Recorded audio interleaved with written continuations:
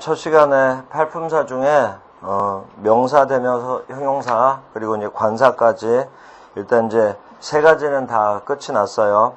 그리고 이제 4페이지를 보면 거기 이제 맨 아랫줄에 감탄사는 이제 아까 말한 걸로 이제 그걸로 끝내고 별 할 말이 없고, 그리고 이제 나머지 4개가 있거든요. 부사, 전치사, 접속사, 동사. 이제 그 중에 부사 설명에서 이제 부사는 설명이 간단하게 끝나는데 여기서 이제 뭔가 이어지는 설명, 그걸 여러분들이 좀 잘 이해를 해봐요. 근데 이제 부사 말고 그 밑에 전치사라고 있거든요. 이 전치사도 설명이 아주 간단하니까 전치사 설명을 먼저 끝내고 그 다음 이제 부사로 넘어가서 설명을 하기로 해요. 자, 전치사라는 걸 보세요.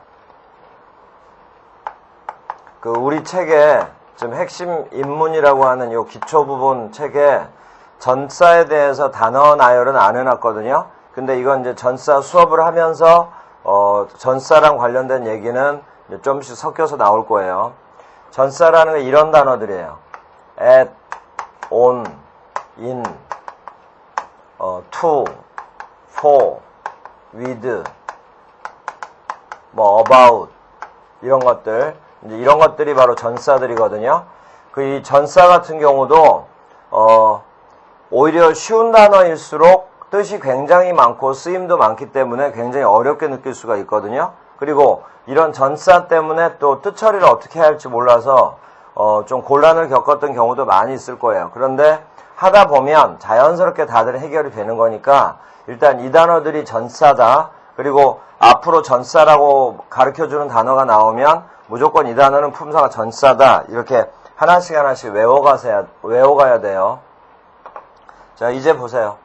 이런 단어들이 바로 전치사인데 이 전치사는 특징이 이거예요. 전치사가 나오면 반드시 뒤에는 명사, 상당, 어구가 와야 돼요.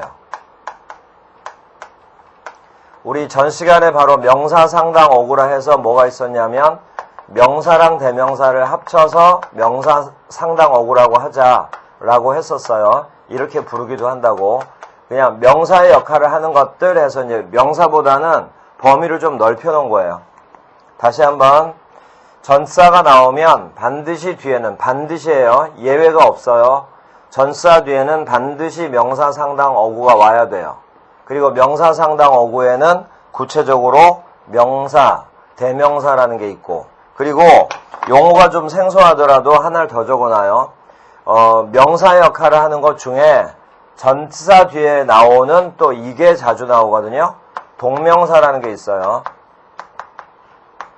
아는 분들도 있겠지만 이 동명사라는 건 뭐냐면 애초에는 동사였어요.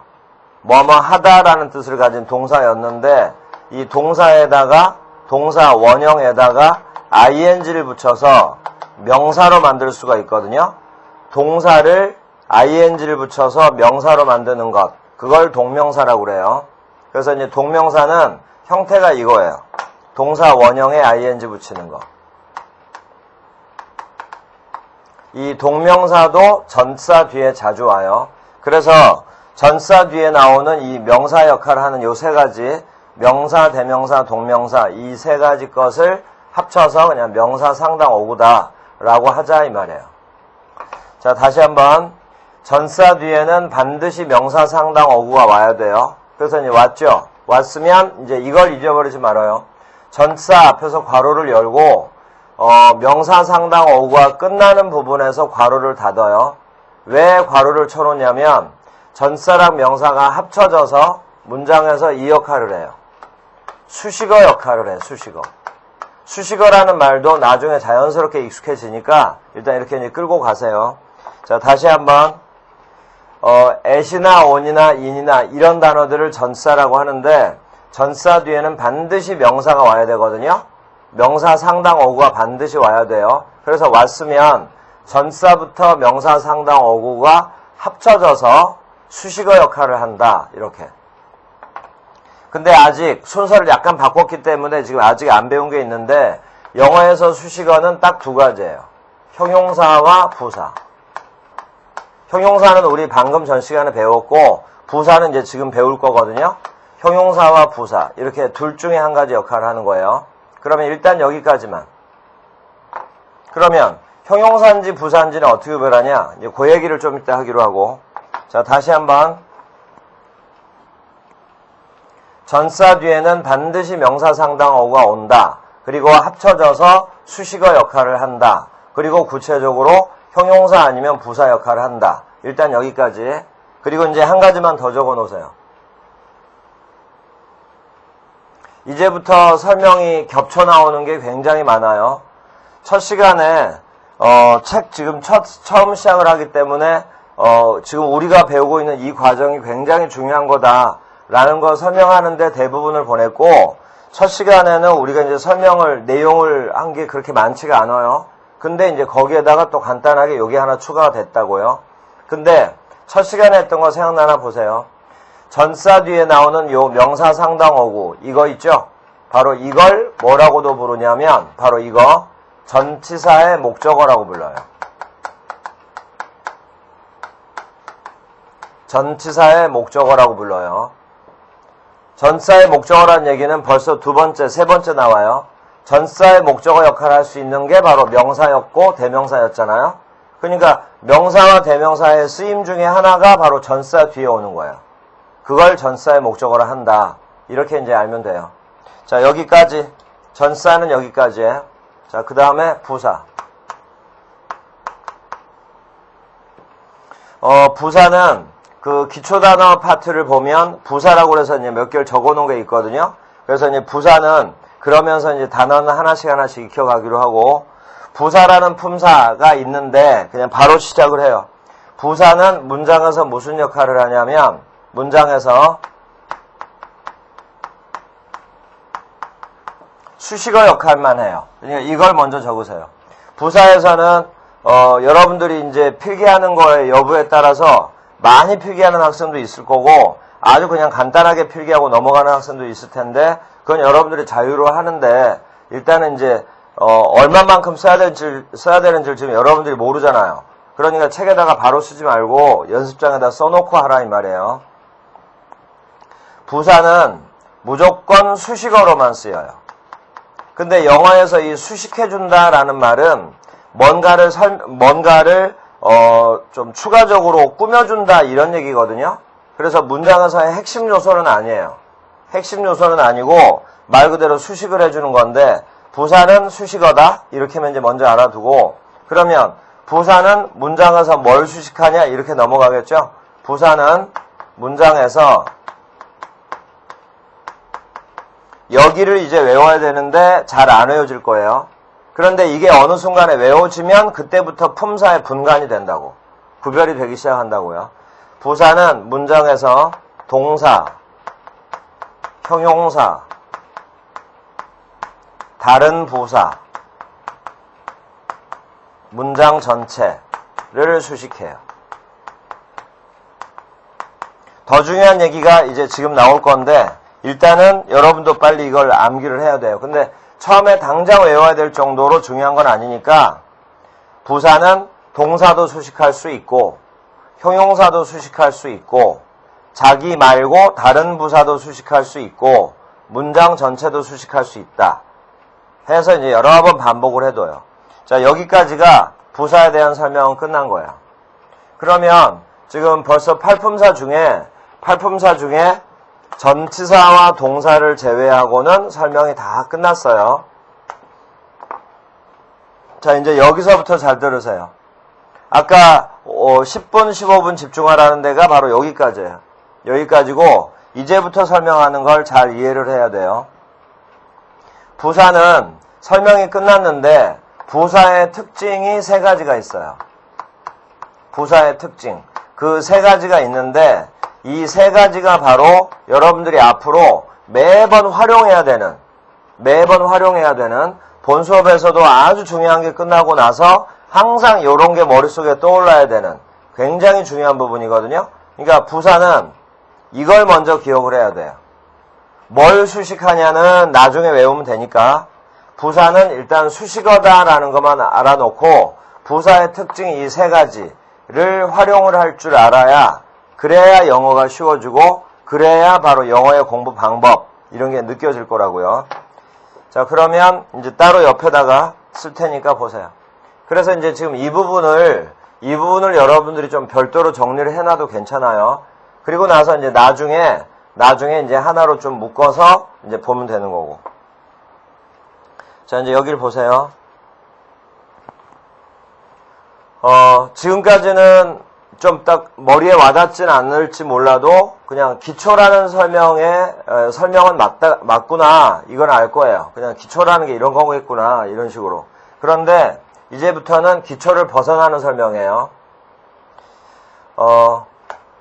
to 다음에 동사 원형이 와서 또는 동사 원형에 ing를 붙여서 문장에서 무슨 역할을 하냐면 일단 이제 to 플러스 동사 원형 이런 걸 우리가 부정사라고 그래요. to 부정사라고도 하고 또 동사 원형의 ing 이런 형태가 이제 앞으로 자주 나올 텐데 이유는 모르더라도 그냥 바로 외우려고 노력을 해봐요.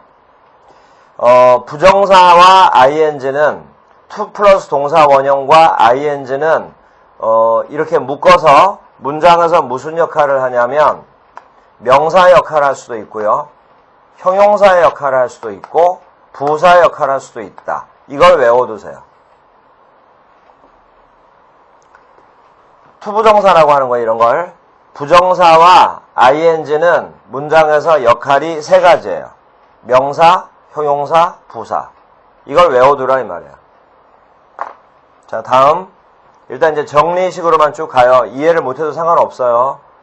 접속사 that, 접속사 when, 접속사 where. 아무거나 막 쓰는 게 아니에요.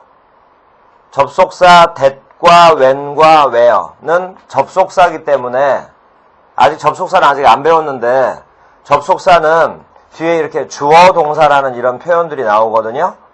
이런 게 바로 접속사의 특징인데 that이나 when이나 where가 접속사로 쓰여서 이제 자신의 절을 이끌고 있을 거거든요. 그러면 that이나 when이나 where부터 시작해서 어디선가 이제 끝이 나는 부분을 찾아요. 찾아서 이렇게 하나로 묶었다고 해봐.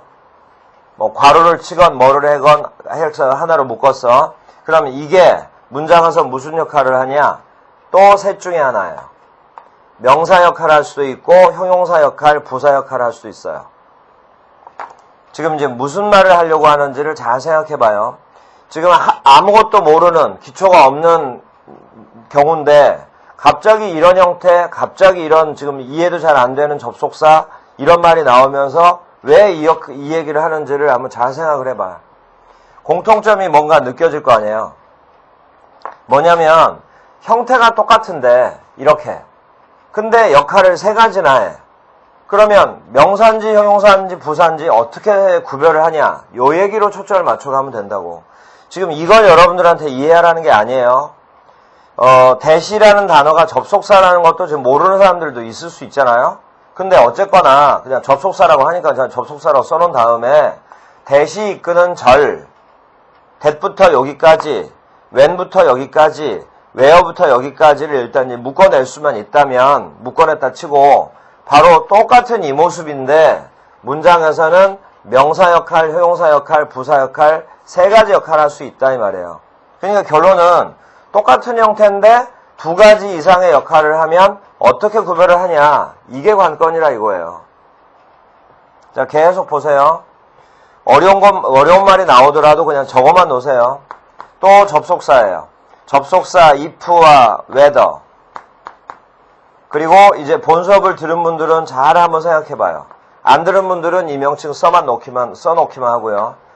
복합 관계 대명사. 뭐 굉장히 어렵게 느껴지는 문법 용어인데 복합관계 대명사 이것도 접속사거든요. if와 whether라는 접속사, 복합관계 대명사라는 접속사.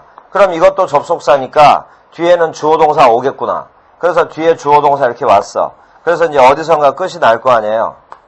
끝이 났으면 또 이걸 여러분들이 이렇게 하나로 묶어. 그러면 이건 문장에서 무슨 역할 하냐? 잘 적어 놓으세요. if나 whether나 복합관계대명사가 이끄는 절은 문장에서 이렇게 두 개예요. 명사 또는 부사. 이렇게 둘 중에 한 가지 역할을 해요. 명사 아니면 부사. 그러면 좀 전에 말하고자 하는 초점이 계속 이어지죠. 뭐냐면 같은 형태인데 두 가지의 품사 역할을 하잖아. 그러면 명사냐 부사냐를 어떻게 구별하냐. 요 얘기가 또 성립이 되잖아요. 그러니까 지금 이걸 여러분들한테 알으란 얘기가 아니라 말하고자 하는 핵심을 잘 기억하라고요. 형태는 똑같은데 두 가지 이상의 역할을 하는 것들만 앞으로 우리가 공부해야 될 것들을 쭉 정리해주고 있는 거예요, 지금. 자, 또 보세요. 방금 배웠는데, 그래서 이걸 먼저 한 건데, 전사가 나오면 반드시 뒤에는 명사나 대명사 온다 했죠? 명사 상당 어구가 온다고 했죠? 그러면 전사와 명사가 합쳐지면 무조건 수식어 역할을 한다고 그랬는데, 수식어가 영어에서는 딱 두 개. 형용사와 부사예요. 그러면 전사 뒤에 명사가 나왔어. 여기 지금 써놓은 거 한번 보세요. 전사 뒤에는 반드시 명사 상당 어구가 와야 되는데 왔으면 합쳐져서 형용사 부사 역할을 한다 라고 방금 배웠잖아요. 자, 이제 다시 돌아와요. 전사랑 명사가 합쳐지면 형용사 아니면 부사 역할을 한다고. 그러니까 지금 우리가 말하고자 하는 핵심으로 좀 접근이 된 거 아니에요. 이것도 지금 두 가지의 역할을 하잖아. 그러면 형용사냐 부사냐를 또 구별할 줄 알아야 될 거 아니에요. 자, 이렇게 해서 형태가 같지만 두 가지 이상의 역할을 하는 것들을 몇 개를 쭉 정리를 해줬어요. 자, 이제 결론이 이거 아니에요. 형태가 같아. 근데 명사인지 형용사인지 부사인지 그럼 어떻게 구별하냐. 그 구별하는 방법이 바로 여기 있다고요. 부사의 특징이라고 해서 이렇게 세 가지. 근데 여기 설명을 들어가기 전에 계속 좀 더 들어요. 자, 이제는 형태를 약간 바꿔가지고요. 이제 단어 위주로 쓸 테니까 보세요. after, before, since. 이런 단어는 특징이 하나 있어요. after와 before와 since는 특징이 이거예요. 요 단어들은 부사로도 쓰이고요. 전치사로도 쓰이고 접속사로도 쓰여요. 이 단어들의 품사는 부사, 전치사, 접속사 이 세 가지가 다 가능해. 그러면 또 문제가 생기죠. 똑같은 단어인데 부사도 되고 전치사도 되고 접속사도 된다는 거는 이제 외워야 되는 거고, 그러면 이것들이 문장으로 들어가서 부사냐 전치사냐 접속사냐를 어떻게 구별하냐 요 얘기가 또 나오잖아. 자, 또 봐요. 이거 얼마 전 시험 기출이에요. beside라는 단어에 s를 붙이면 beside라는 단어가 있거든요. 이 단어는 품사가 잘 체크해둬요. 부사, 전사 두 개가 돼요. beside는 부사와 전사 이렇게 둘 중에 하나야. 그러면 똑같은 단어인데 똑같은 형태인데 또 두 가지 이상의 두 가지의 역할을 해. 여기는 세 가지의 역할을 하고. 그러면 형태가 같은데 부사인지 전사인지 접속사인지 어떻게 구별할 거냐. 자, 이제 마지막으로 하나만 더 써요. till이라는 단어가 있어요. until이라는 단어가 있다고. 뭐뭐까지란 뜻이거든요. 근데 till과 until은 또 이게 특징이에요. 요 두 단어는 역할이 이렇게 돼. 전치사 아니면 접속사예요. 이렇게. 그러면 till과 until이 나오면 전치사냐 접속사냐를 따져줘야 되고, besides라는 단어가 나오면 부사냐 전치사냐를 따져줘야 되고, after나 before나 since가 나오면 부사냐 전치사냐 접속사냐 셋 중에 하나를 따져줘야 되고, 이렇게 된다고요. 자, 그러면 지금 여기는 단어를 적었고요.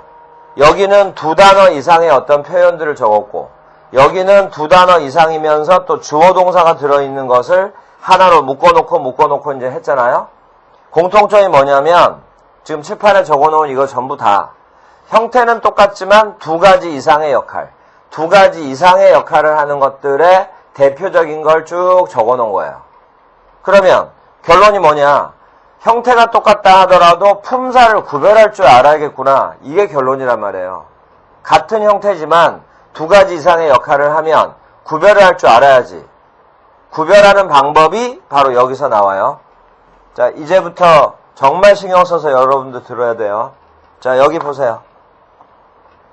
부사의 특징 첫 번째. 부사의 특징 첫 번째. 부사는 수식어기 때문에 문장에서 없어져도 생략해도 된다 이런 개념이 아니라 생략을 해보는 거야. 왜냐하면 부사로 쓰였냐 아니냐 다른 품사로 쓰였냐를 따지는 방법으로 부사의 특징은 수식어기 때문에 문장의 핵심 요소가 아니거든요. 그래서 첫 번째 특징이 이거예요. 생략을 해도 문장이 성립이 돼요. 핵심 요소가 아니기 때문에. 어려운 말은 아니잖아요. 요걸 잘 기억해서 활용하라 이거예요. 부사의 특징 두 번째, 부사는 수식어지만 명사는 수식 못해요. 여기 봐요. 동사, 형용사, 부사, 문장 전체는 수식할 수는 있지만 명사는 수식 못하잖아. 바로 요 1번과 2번 이 두 가지 것 가지고 이게 해결이 다 되는 거야. 명사냐 형용사냐 부사냐의 구별은 바로 저 1번, 2번 가지고 한다 이 말이야. 지금 우리 둘째 시간이에요. 기초라고 하면서 둘째 시간에서 몇 마디 말 나오자마자 바로 본 수업 시간에 어렵게 공부해왔던 바로 이런 것들. 이건 뭐 어렵진 않지만 이런 것들은 정말 오랜 시간에 걸쳐서 배운 거란 말이에요. 안 배운 분들은 나중에 배우겠지만 정말 어렵게 부정사, 동명사, 분사, 분사구문 하면서 배운 단어야. 이건 뭐 명사절, 형용사절, 부사절 본 수업 들은 분들 얘기하는 거예요.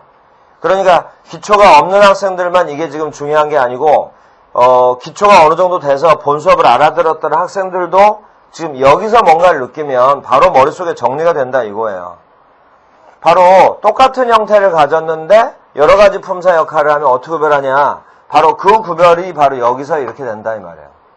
그리고 부사라는 게 사실은 수식어라고만 알아서 별로 중요하지 않다고 알았는데 부사가 여기로 보니까 요렇게 묶이고 또 이런 단어들 보니까 또 요렇게 묶이잖아요.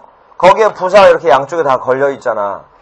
그러니까 이 부사를 잘 활용해서 공부를 하게 되면 어쩔 때는 이거냐 이런 구별, 또 어쩔 때는 이거 이런 구별, 이런 것들을 그때그때 해내서 여러분들이 익숙해지기만 하면 문장 분석이 빨라지고 금방금방 정확해지겠죠. 예를 들어서 어떤 한 단어가 있어. water. 근데 이 단어는 명사로만 쓰여. 그럼 이런 건 쉽잖아. 하나의 표현이 하나의 역할만 하는 건 쉽잖아요. 그러면 명사 역할이 뭐다? 그럼 바로 들어가면 되잖아. 그런데 단어가 쉽건 어렵건 간에 표현이 쉽건 어렵건 간에 같은 형태인데 두 가지 이상의 역할을 하면 어렵잖아요. 그러니까 그걸 그럼 해결을 어떻게 하냐? 그 해결을 바로 이렇게 한다 이 말이에요. 그리고 water라는 단어를 지금 명사라고 해놨지만 사전 한번 찾아보면 water는 문장에 또 동사로도 쓰여요.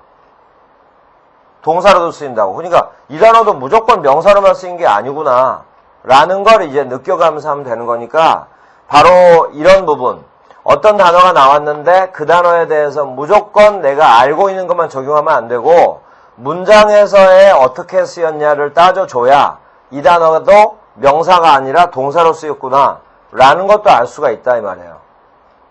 바로 그 부분에 대한 설명을 여기서 지금 해주는 거야.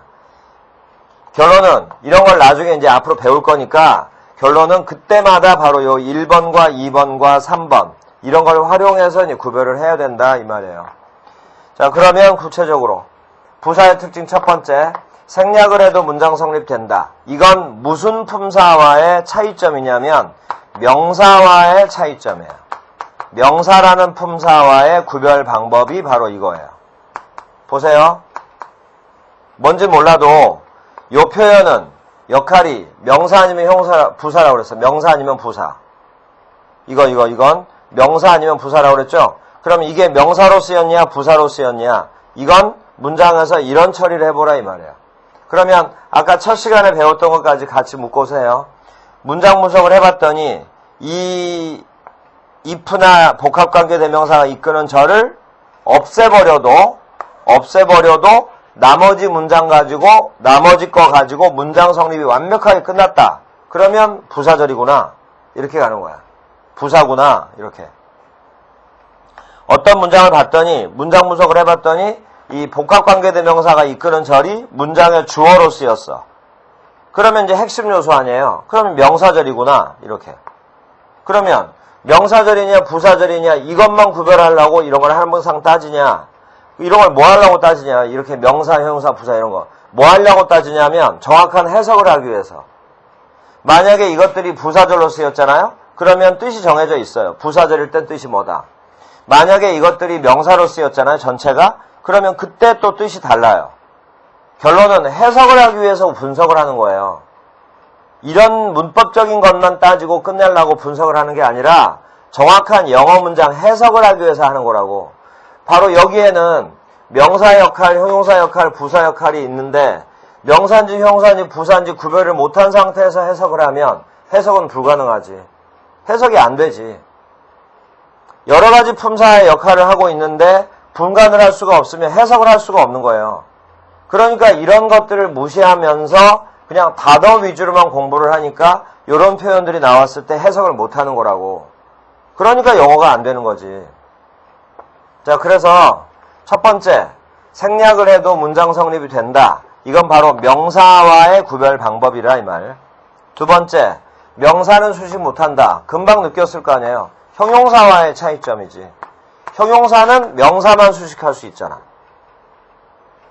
그러면 부사랑 형용사 역할 겸하는 바로 요거 전사 플러스 명사. 우리 좀 전에 방금 전에 말한 이거 전사랑 명사가 합쳐지면 형용사 역할도 할 수 있고 부사 역할도 할 수 있는데 그러면 형용사인지 부사인지를 구별을 어떻게 하냐. 바로 이렇게 한다 이 말이야. 명사를 수식을 해. 그러면 형용사겠구나. 명사를 수식을 안 해. 그러면 부사겠구나. 이렇게. 그러면서 해석이 정확해진다 이 말이에요. 자, 이렇게 해서 이제 1번과 2번을 가지고 명사, 형용사, 부사 구별은 끝낸다. 이걸 가지고 한다 이 말이에요. 요런 연습을 이제 우리가 할 거예요. 지금부터. 연습을 그냥 이론만 설명하고 넘어가는 게 아니고. 그 다음 부사의 특징 세 번째는 뭐냐면 부사는 단독으로 사용돼요.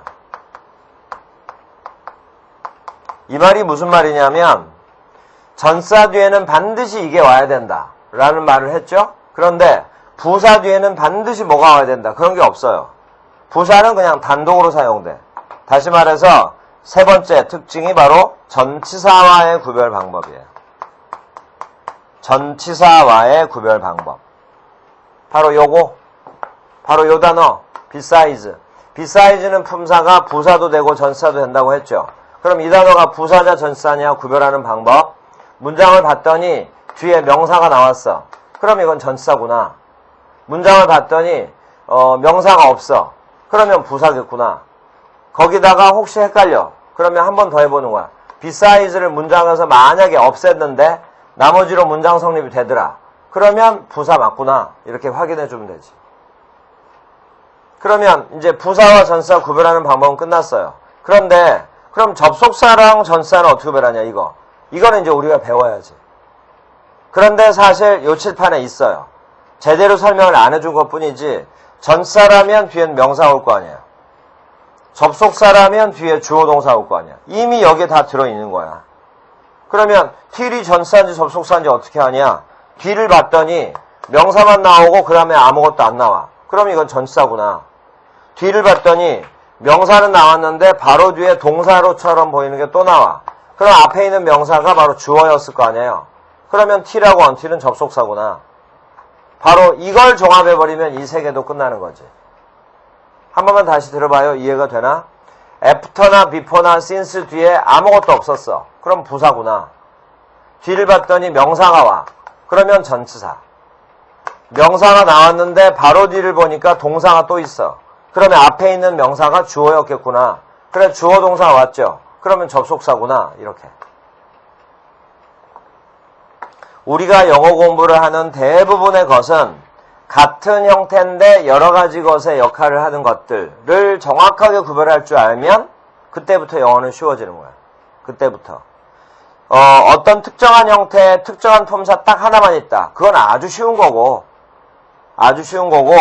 대부분의 단어들이 2개 이상의 역할을 하는 단어들, 특히 기본적인 단어들 중에 그런 것들이 정말 많거든요. 그때마다 바로 요걸 활용하라 이 말이야. 부사의 성질 3가지.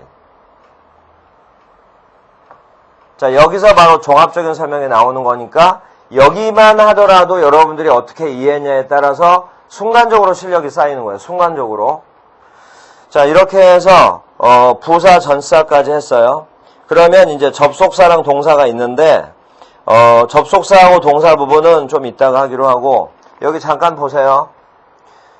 좀 이따가 설명을 다시 해주겠지만, 여기 water, besides, 이거, 이렇게. 이것들은 지금 단어를 설명해줬죠. 이런 걸 우리가 단어라고 하는 거잖아. 그런데 이 단어에는 하나의 단어지만 여러 가지 품사, 두 가지 품사 이상의 역할이 있기 때문에 그걸 구별하는 방법을 설명을 해줬고요. 자, 여기요. 두 단어 이상인데, 두 단어로 쓰였잖아. 최소 두 단어인데, 전사랑 명사가 합쳐져서 형용사 역할을 할 수도 있고, 부사 역할을 할 수도 있다 했죠. 바로 이런 걸 구라고 그래요. 구. 자, 여기 to 플러스 동사원형이나 동사원형이 ing인데 뒤에 뭔가가 이렇게 이어지면 그 이어지는 데가 어디서 끝나냐 까지를 이렇게 묶어내면 이게 문장에서 하나의 품사 역할을 하잖아. 명사, 형용사, 부사. 바로 이런 걸 우리가 구라고 한다고. 구. 자, 근데 바로 여기 이 단어들은 접속사가 나오고 뒤에 주어 동사가 왔죠. 그런데 이렇게 묶여가지고 명사, 형용사, 부사. 또 이렇게 묶여가지고 형용사, 명사 또는 부사. 이 역할을 하죠. 바로 이런 걸 절이라고 그래요. 절. 우리 팔품사가 끝나고 나면 바로 그 두 번째 단원 유니트 2에서 단어와 구와 절 그 개념을 공부를 할 건데 지금 일단 설명이 어려운 푸시라도 이렇게 나왔잖아요. 이렇게. 그래서 이것의 좀 정확한 명칭을 여기서 정리하자면 전사 다음에 명사가 나왔는데 형용사 역할을 한다. 정확하게는 형용사 구라고 불러요. 구와 절의 개념 굉장히 중요한 거예요.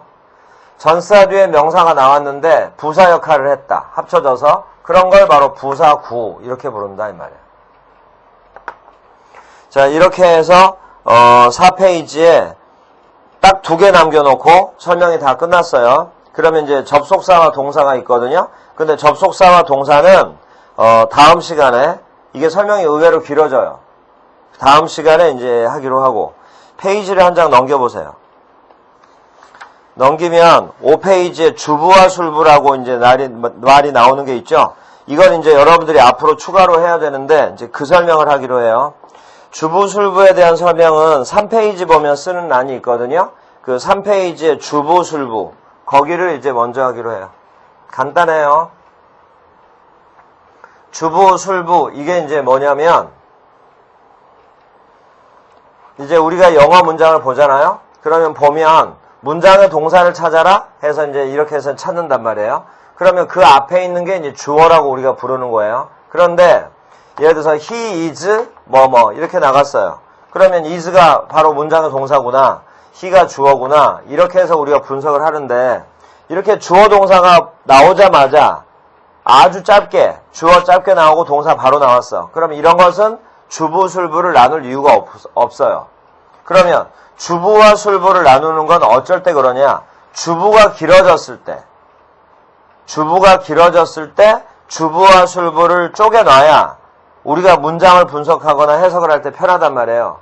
그럴 때 이제 주부, 술부를 나누는 게 의미가 있어요. 자, 그래서 이제 설명을 해줄 테니까 먼저 이론을 잠깐 들어요. 주부라는 게 뭐냐면 주어가 속해 있는 부분을 주부, 주어가 속해 있는 부분. 주어가 속해 있는 부분을 주부라고 해요. 그러면 주부에서 제일 중요한 건 뭐냐? 그러면 이제 주어겠지.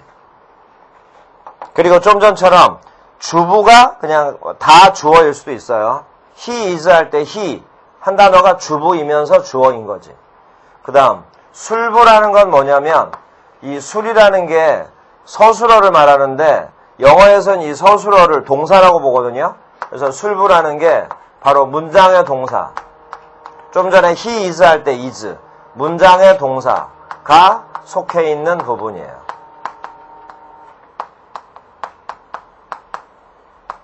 그러면 방금 얘기한 거예요. 주부와 술부를 나눠야 되는데 어쩔 때 나누냐? 주부가 길 때 나눠놔야 우리가 보기가 편하기 때문에 주부, 술부 이런 말을 쓰는 거예요. 그러면 주부와 술부 구별을 어떻게 하냐? 어떻게 하냐면 요걸 찾으면 돼. 문장의 동사를 찾기만 하면 그러면 간단히 끝나요. 그런데 기초가 없을 때는 문장의 동사를 당연히 못 찾거든요. 그래서 이걸 하나하나 찾아 나가면서 점점 정확도가 기해지면 그러면서 기초에서 벗어나는 거야. 그러니까 이제 이런 것도 우리가 계속 공부를 해야 돼요. 이런 이 핵심 인문 우리 지금 수업하는 이 부분에서. 그래서 나중에 설명들이 다 나올 거예요. 자, 그러면 이제 결론이에요. 주부와 술부는 어떻게 나누냐? 어떻게 나누냐면 이걸로 끝이야. 문장의 동사만 찾을 줄 알면 돼요. 근데 이건 시간만 지나면 금방 해결돼요. 주부와 술부 나누는 방법 써놓으세요. 문장의 동사를 찾아요. 문장의 동사 앞에서 끊어.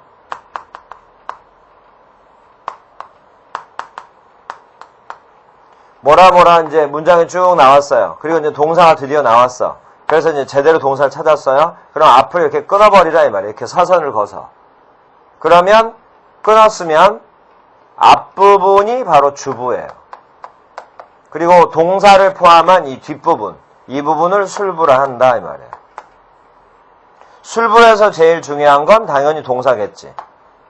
그리고 이제 뒤에 뭐가 나오냐? 이제 그거는 또 나중에 분석하면서 배우는 거고.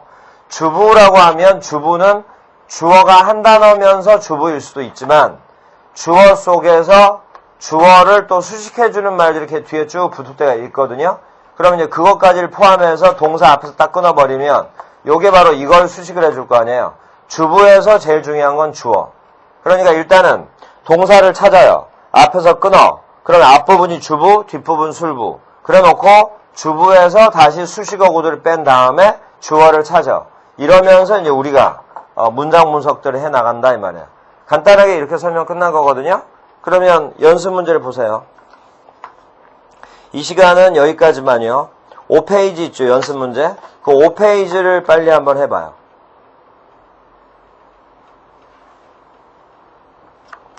자, 이럴 때 아까 얘기한 것처럼 영상을 잠깐 멈춰 놓고 그 다음에 여러분들이 풀어본 다음에 그 다음에 이제 답을 맞추라 이거예요. 자, 그러면 이제 바로 해요. 이제 풀고 나서 설명을 드려야 돼요. 주부와 술부로 나누고 우리말로 해석해라 이랬잖아. 그러니까 결론은 동사만 찾으면 되는 거예요. 1번 동사는 come이에요. 그럼 come 앞에서 끊어요. 그럼 앞부분이 주부, 뒷부분이 술부. 2번 동사가 work예요. 근데 이런 걸 못 찾는 분들은 앞으로 이제 공부해 갈 거라 이거예요. work가 동사. 그럼 work 앞에서 끊어요. 그럼 앞부분이 주부, 뒷부분이 술부. 3번 문장을 쭉 가다 보면 belongs라는 단어가 나와. 근데 belong에 s가 붙었죠. 거기다가 별표를 치세요. s에다가. 그래놓고 belongs 앞에서 끊어요. 그러면 앞부분이 주부, belongs 이하가 술부. 다음에 4번 문장을 쭉 가다 보면 단어가 어렵진 않은데 중간에 swim이라고 수영하다라는 단어가 나오거든요. swim 앞에서 끊어요. 그러면 앞부분이 주부, 뒷부분이 술부. 다음에 5번 좀 길어요. 그러면 부사가 중간중간에 섞여 나오니까 그런 것들을 좀 구별을 해줄 테니까 그런 거를 괄호를 쳐가면서 이제 나가기로 해요. 5번 slightly는 단어 끝에 ly 붙었죠? 이런 게 부사예요. 괄호를 치고. over 뒤에 half가 뜻이 뭐냐면 반, 2분의 1이요. 2분의 1. 그러면 숫자 앞에 있는 over도 부사예요. 그래서 over도 괄호를 쳐요. 그리고 여기 이제 약간 이해가 안 될 수도 있는데 이게 시간이 좀 지나서 본 수업 들으면 다 돼요. half of the population. 네 단어를 밑줄을 치세요. 자, 다음. 그 population 뒤에 of에서 또 괄호 열어요. 근데 of가 전치사예요. 그럼 뒤에 명사 region. region이 명사예요. 그럼 region에서 괄호를 닫아요. 그랬더니 speak에 s가 붙은 단어 나왔죠. speaks 앞에서 끊어요. 앞부분이 주부, speaks 이하가 술부. 그 speaks에도 s를 별표 쳐놓으세요. 자, 이런 식으로 해서 문장의 동사를 찾아요. 그러면 1번은 come, 2번은 work, 3번과 5번은 belongs, speaks. 이런 걸 여러분들이 잘 외워놔요. 단어 끝에 s가 붙으니까 문장의 동사일 때가 있구나. 이런 거. 그 다음 4번은 문장의 동사가 swim. 해서 이제 주부술부를 나눠놨죠. 이제 다음 주부에서 주어를 한번 찾아보세요. 여기 끊어서 주부술부를 나눴으면 이제 그 문장들의 주부를 보고 주어를 찾는 연습을 해보라 이 말이에요. 그래서 이걸 찾아낼 수 있으면 이제부터는 이제 해석하는 방향들이 잡혀가는 거예요. 자, 1번. 주어는 flowers예요. 그러면 beautiful이라는 단어는 flowers를 수식을 해요. 수식한다는 얘기는 바로 이어서 해석하라는 얘기예요. 그래서 beautifully flowers를 수식한다. 수식할 때는 이런 표시를 써요. 화살표. 이렇게 화살표를 해요. 화살표. 뭐 동그랗게 하든 네모로 하든 그건 상관이 없지만 이렇게 화살표를 하라고요. 자, 그래서 beautifully flowers를 수식하니까 beautiful에서 flowers로 화살표를 하세요.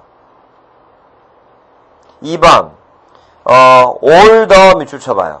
따로따로 밑줄 쳐도 되는데 일단 같이 밑줄 쳐요. 요게 students를 수식해요. 그럼 화살표. 그 다음 in our class 괄호를 치세요.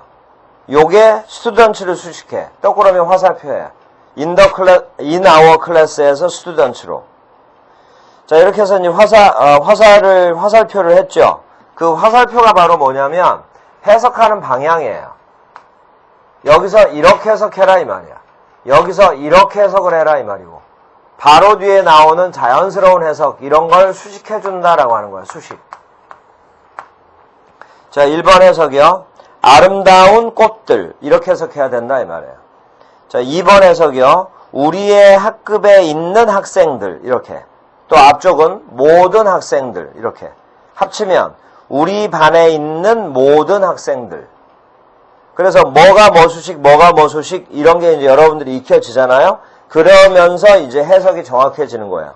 그러면 2번을 참고로 다시 들어요. 2번을 보니까 동사가 work죠. 근데 마지막에 hard가 있죠. hard를 괄호를 치세요. hard가 work를 수식을 해요. 그래서 이렇게 표시해. hard에서 work로 화살표를 하세요. 그러면 화살표가 해석하는 방향이라고 그랬죠. work하고 hard 중에 그럼 뭘 먼저 해석하냐? hard를 먼저 해석해야지. 열심히 일하다. 그런데 일하다는 동사라는 게 지금 나왔죠. 그러면 동사를 수식할 수 있는 품사가 뭐냐? 이렇게 가야지. 그래서 hard는 부사예요. 자, 3번. on the hill 괄호 쳐보세요. on the hill이 house를 수식해요. 그럼 뒤에서 house로 화살표. 자, 해석이요. 언덕 위에 있는 그 집. 4번. of my village를 괄호를 쳐요. 요게 앞에 있는 boys 수식. 화살표예요. 나의 마을의 소년들. 이렇게 해석하면 돼요. 자, 그 다음 5번은 주어가 뭐냐? 뭐가 주어냐면 over 뒤에 half of the population 네 단어를 쫙 밑줄 쳐봐요. 근데 이건 왜 네 단어를 밑줄을 치냐? 뒤에는 of the region을 괄호를 쳤으면 그러면 앞에도 of the population으로 괄호를 쳐야지. 그래서 half가 주어겠는데 왜 half of the population을 같이 밑줄 치냐? 그거는 나중에 이유가 있어요. 나중에 해야 돼, 나중에. 자, 그래서 half of the population 네 단어를 합쳐서 이게 바로 주어. 뜻은 population이 인구예요. 인구의 반. 자, 이렇게 해서 주부와 술부는 이렇게 나눈다 라는 거 알았으면 지금 이제 약간 자신이 없는 분들은 이런 거 문장의 동사를 못 찾으면 이걸 못 나눌 거 아니에요. 그러니까 이걸 찾는 연습을 해야겠구나. 문장의 동사. 그러면서 이제 공부하는 방향이 잡혀지는 거죠. 자, 그러면 5페이지에는 연습 문제 관련된 해석은 뒤에 해설편에 다 있으니까 이건 이제 여러분들이 하세요. 자, 그러면 이 시간은 여기까지 하기로 하고 다음 시간에 이제 그 팔품사 중에 남은 부분을 하고 또 그 이어서 할 건데 여러분들이 다음 수업 듣기 전에 먼저 해놔야 될 게 있어요. 6페이지하고 7페이지. 6페이지와 7페이지에 문제를 풀어놔야 돼요. 6페이지, 7페이지, 그 다음에 6, 7, 8페이지에 나오는 그런 부분들을 먼저 문제를 풀어본 다음에 그리고 나서 이제 다음 시간에 저하고 하나하나 맞춰가면서 이제 이해가면 되는 거예요. 그래서 이제 다음 시간에는 먼저 이 연습 문제 6, 7, 8에 있는 연습 문제를 먼저 좀 풀어보고 그리고 나서 팔품사의 이제 또 뒷부분 이 부분을 이제 설명할 테니까 그러면서 이제 또 진도 나가기로 해요. 자, 여기 이 시간은 여기까지예요. 수고했어요.